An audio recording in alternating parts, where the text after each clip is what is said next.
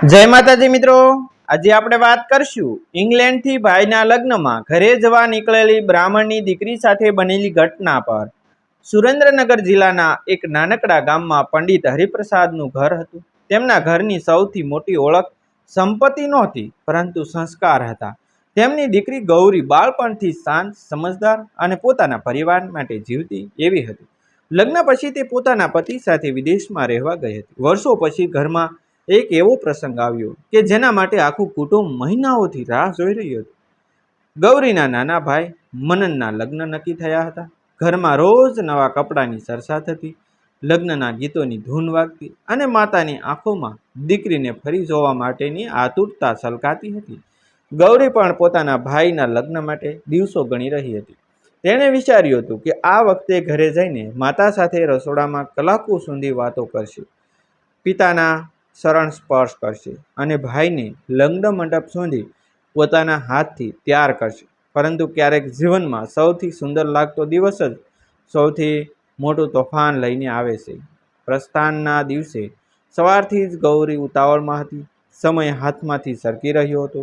રસ્તામાં વાહનોની લાંબી કતારો હતી। તેના મનમાં માત્ર એક જ વિચાર હતો, કોઈ પણ રીતે વિમાન મથક સમયસર પહોંચી જવું। રસ્તા પર ઊભેલી એક ભાડાની ગાડી જોઈ તેણે ઝડપથી દરવાજો ખોલ્યો અને અંદર બેસી ગઈ।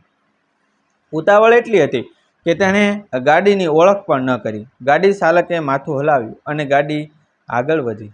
શરૂઆતમાં બધું સામાન્ય લાગતું હતું, પણ થોડા સમય પછી ગૌરીને લાગ્યું કે રસ્તો ઓળખાતો નથી।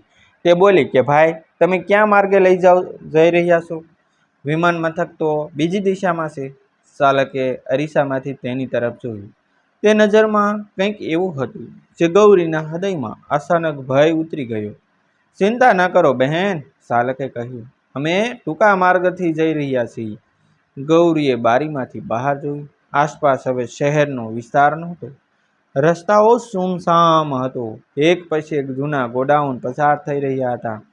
તેના હાથમાં રહેલો ફોન તેણે ધીમેથી ખોલ્યો। તેણે મદદ માટે સંદેશ લખવાનો પ્રયાસ કર્યો, પણ એટલામાં ગાડી અચાનક અટકી ગઈ। સામે બીજી એક કાળી ગાડી ઊભી હતી।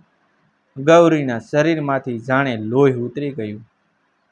બંને એકબીજાના દરવાજા ખોલ્યા। 3 અજાણ્યા માણસો બહાર આવ્યા। તેમના ચહેરા પરની નિર્દયતા જોઈને જ સમજાઈ જતું હતું કે તેઓ સામાન્ય લોકો નહોતા। બહાર ઉતરો, એક માણસ ગરજ્યો। શા માટે? તમે કોણ છો? ગૌરીનો અવાજ કંપી રહ્યો હતો। જવાબમાં માત્ર એક કડક હાસ્ય સંભળાયું। ગૌરીએ દરવાજો બંધ કરવાનો પ્રયાસ કર્યો, પણ બીજી ક્ષણે દરવાજો ખેંચાઈ ગયો। એક માણસે તેનો થેલો ઝૂંટવવાનો પ્રયાસ કર્યો। ગૌરીએ આખી શક્તિ લગાવી। તેના મનમાં માતાનો ચહેરો, પિતાની શિખામણ અને ભાઈના લગ્નનો વિચાર એક સાથે દોડી રહ્યા હતા। તે ચીસ પાડી, પણ આસપાસ સાંભળનાર કોઈ નહોતું। એક માણસ ગુસ્સાથી બોલ્યો, શાંતિથી બધું આપી દે, નહીં તો આજે તારો દિવસ ખૂબ ખરાબ જશે। ગૌરીની આંખોમાં આંસુ આવી ગયા, પણ તે ડરીને ઝૂકી જનારાઓમાંની નહોતી હો। તેણે થેલો વધુ મજબૂતીથી પકડી લીધો। આ ક્ષણે તે લોકોનો ક્રોધ ભડકી ઉઠ્યો। પછી જે બનવાનું હતું તેની કલ્પના પણ ગૌરીએ ક્યારેય કરી નહોતી। દૂર રસ્તાની બીજી બાજુ એક મોટરસાયકલ ધીમે ધીમે આગળ વધી રહી। તેના ઉપર બેઠેલો એક યુવાન આખું દ્રશ્ય ધ્યાનથી જોઈ રહ્યો હતો।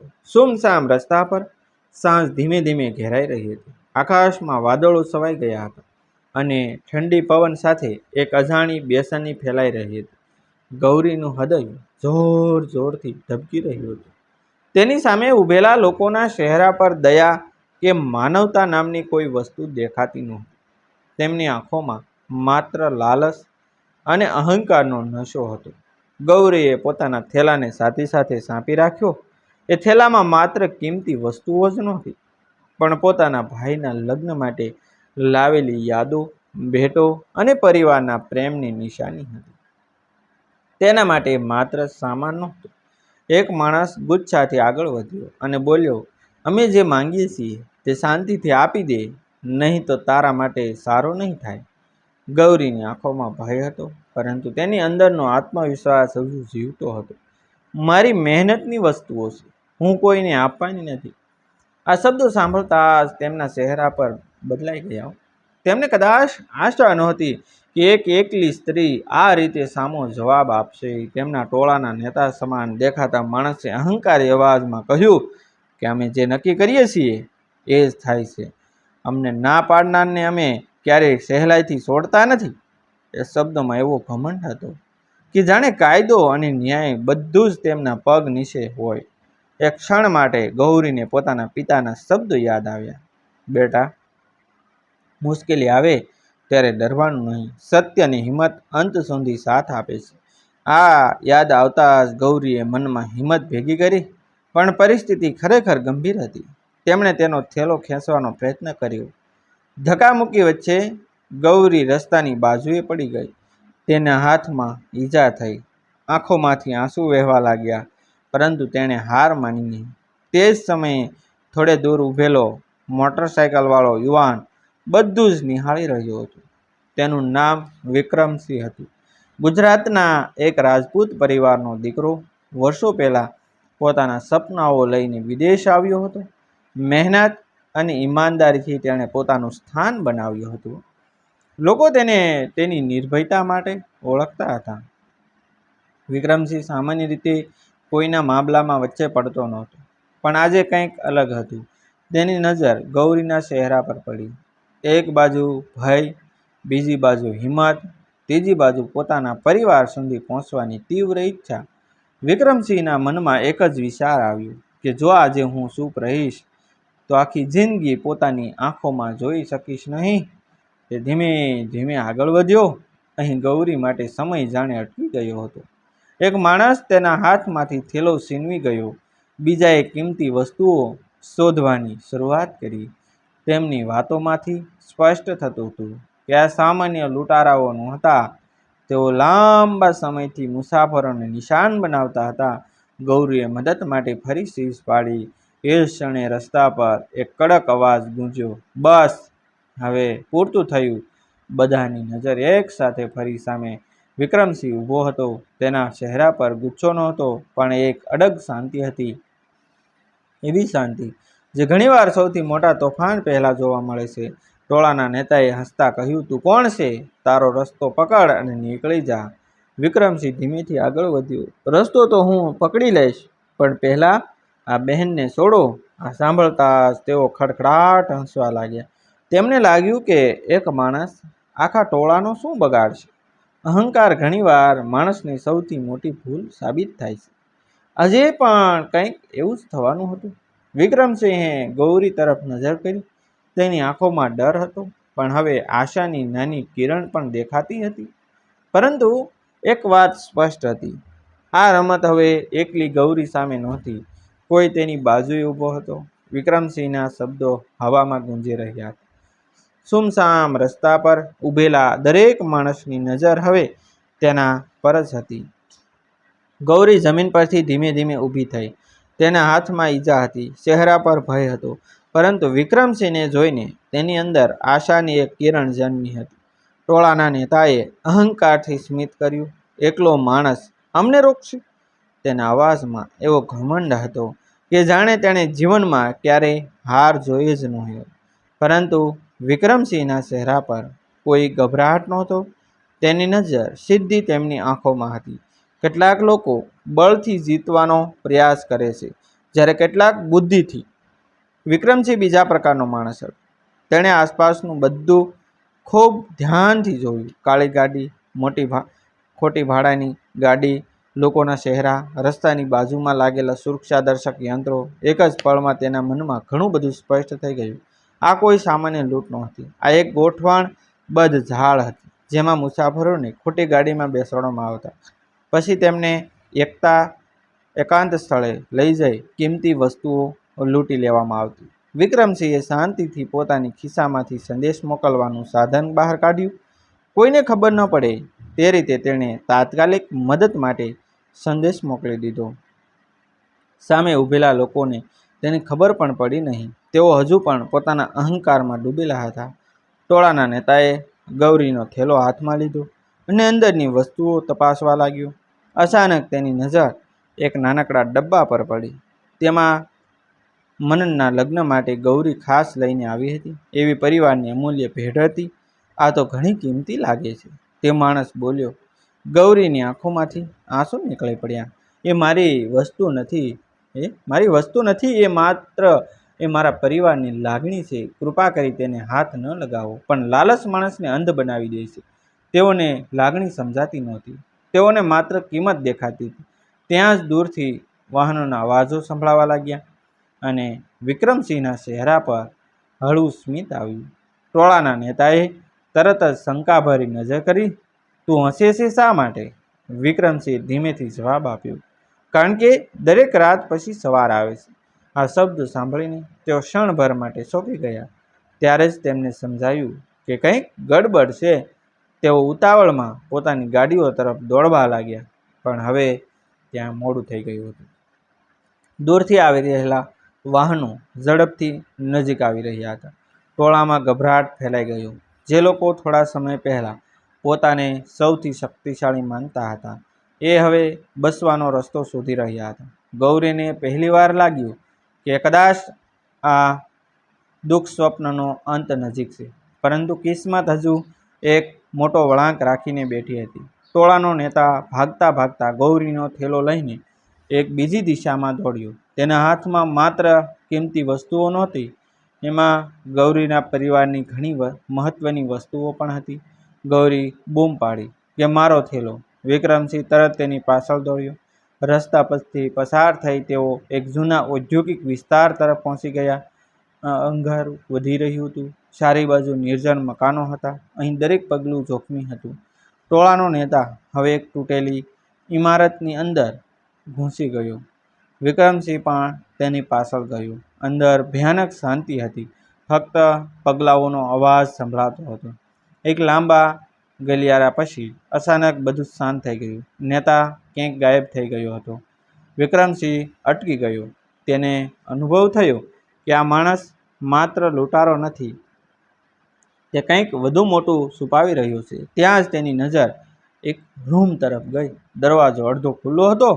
અંદર કેટલીક ફાઇલો, કાગળો અને અનેક મુસાફરોની વસ્તુઓ પડેલી હતી. એ જોઈને સ્પષ્ટ થઈ ગયું કે આ લોકો લાંબા સમયથી આવા ગુનાઓ કરતા હતા. ગૌરીની ઘટના તો માત્ર એક કડી હતી. સત્ય ઘણું મોટું હતું. વિક્રમસિંહે તરત જ પુરાવા સુરક્ષિત રાખવાનો પ્રયાસ કર્યો, પણ એ જ સમયે પાછળથી કોઈના પગલાંનો ધીમો અવાજ આવ્યો. કોઈ વ્યક્તિ અંધારામાંથી બહાર આવી રહ્યો હતો. વિક્રમસિંહ ધીમે ધીમે પાછળ વળ્યો.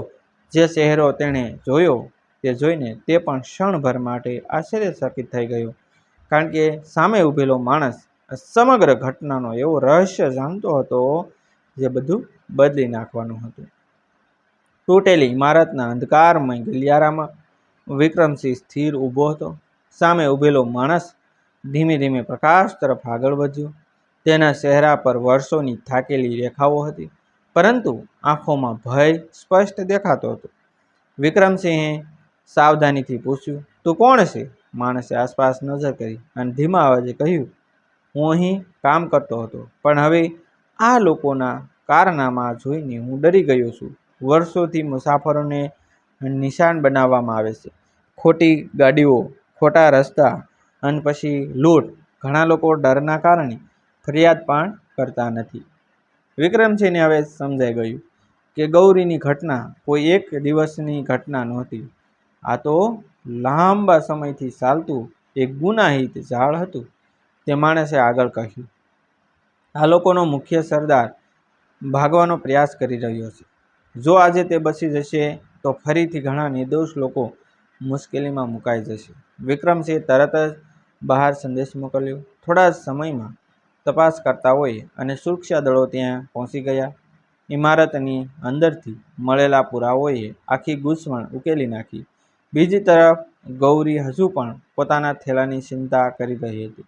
તે થેલામાં માત્ર ભેટો ન હતી, તેમાં તેના પરિવારની લાગણીઓ, ભાઈના લગ્ન માટે લાવેલી યાદો અને પોતાના વતન માટેનો પ્રેમ હતો. થોડા સમય પછી સમાચાર મળ્યા કે ભાગતો સરદાર પકડાઈ ગયો છે અને ગૌરીનો થેલો પણ સુરક્ષિત મળી ગયો છે. ગૌરીની આંખોમાંથી રાહતના આંસુ વહેવા લાગ્યા. તેને લાગ્યું કે જાણે ભારે તોફાન પછી અચાનક શાંતિ આવી ગઈ હોય. વિક્રમસિંહ તેની પાસે આવ્યો. બહેન, હવે તમે સુરક્ષિત છો. આટલું સાંભળતા જ ગૌરીની આંખો ભરાઈ ગઈ. જો આજે તમે ન આવ્યા હોત તો કદાચ હું ક્યારેય મારા પરિવાર સુધી પહોંચી ન શકી હોત. વિક્રમસિંહ હળવેથી સ્મિત કરીને બોલ્યો, મદદ કરવી એ કોઈ ઉપકાર નથી. મુશ્કેલીમાં માણસ માણસની બાજુએ ઊભો રહે એ જ સાચી માનવતા છે. આ શબ્દો ગૌરીના હૃદયમાં કાયમ માટે કોતરાઈ ગયા. કેટલાક દિવસો પછી ગુજરાતમાં મનનના લગ્નનો દિવસ આવી ગયો. ઘર આખું દીવડાઓથી ઝગમગી રહ્યું હતું. શરણાઈના સૂર ગુંજી રહ્યા હતા. મહેમાનોની અવર જવરથી આખું આંગણું છે જીવંત લાગી ગયું હતું. માતા દરવાજા પાસે ઊભી હતી. તેમની આંખોમાં વારંવાર રસ્તા તરફ જતી હતી. પછી એક ગાડી ઘરની બહાર આવીને ઊભી રહી. ગૌરી નીચે ઉતરી. માતાએ દીકરીને જોયા. એક ક્ષણ માટે બંને એકબીજાને જોતા જ રહ્યા. પછી માતા દોડી ગઈ અને ગૌરીને ભેટી પડી. વર્ષોનો વિયોગ અને છેલ્લા કેટલાક દિવસોની પીડા આ આલિંગનમાં ઓગળી ગઈ. પિતાની આંખોમાં પણ આંસુ આવી ગયા હતા. મનન દોડી આવ્યો અને બહેનના શરણ સ્પર્શ કર્યા. દીદી, તમે આવી ગયા? હવે લગ્ન પૂરા લાગશે. ગૌરી હસતી હતી, પણ તેની આંખોમાં આંસુ હતા. તે જાણતી હતી કે આ ક્ષણ સુધી પહોંચવા માટે તેને કેટલું બધું સહન કરવું પડ્યું હતું. મેં લગ્નના દિવસે ગૌરીએ આખા પરિવારને પોતાની સાથે બનેલી ઘટના જણાવી. ઘરમાં થોડા સમય માટે સન્નાટો છવાઈ ગયો, પણ અંતે પિતાએ એક વાત કહી કે બેટા, દુનિયામાં ખરાબ લોકો છે એટલે સારા લોકોનું મહત્વ સમજાય છે. જો તને મુશ્કેલી મળી તો તેને વિક્રમસિંહ જેવા સારા માણસ પણ મળ્યા. આ વાત સાંભળીને બધા સહમત થઈ ગયા. લગ્નની વિધિઓ પૂર્ણ થઈ. સંગીત, હાસ્ય અને આશીર્વાદ વચ્ચે આખું કુટુંબ ફરી એક થઈ ગયું. ગૌરી આકાશ તરફ જોઈ રહી હતી. તેના મનમાં એક જ વિચાર હતો, જીવનમાં ક્યારેક એવો અંધકાર આવે છે કે માણસને લાગે કે બધું સમાપ્ત થઈ ગયું, પણ જો હિંમત જીવંત હોય અને સત્યનો સાથ ન છોડાય તો ક્યાંક ને ક્યાંક એક દીવો જરૂર પ્રગટે છે. ઘણીવાર એ દીવો કોઈ અજાણ્યા માણસના રૂપમાં આવે છે. અહંકાર થોડા સમય માટે જીતતો દેખાય છે, પરંતુ અંતે માનવતા અને સત્યની જીત થાય છે. મુશ્કેલીના સમયમાં હિંમત ન છોડવી અને યોગ્ય સમયે કોઈની મદદ માટે આગળ આવવું એ જ સાચી બહાદુરી છે. મિત્રો, આ વાર્તા સત્ય આધારિત છે. અમુક પાત્ર, દ્રશ્ય વાર્તાને રસપ્રદ બનાવવા માટે બદલેલા છે. આવા જ વિડીયો જોવા માટે અમારી ચેનલ સાથે બન્યા રહેશો. અમારી ચેનલને સબસ્ક્રાઈબ કરી દેજો. થેન્ક યુ મિત્રો. મળશું આપણે એક નવા વિડીયો સાથે, એક નવી સ્ટોરી સાથે. ત્યાં સુધી આભાર.